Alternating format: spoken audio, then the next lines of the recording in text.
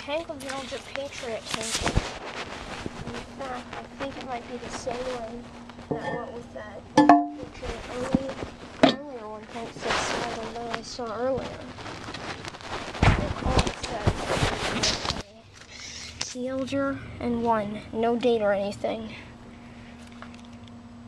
T89 39 UPCK 4519 22966 32692. So it has the original Kohler handle. Looks like a new flapper. That fill valve. Coast Foundry, it says on it.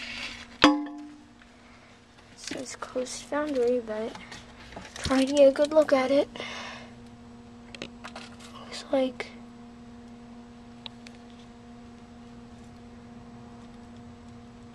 a 1B1 master.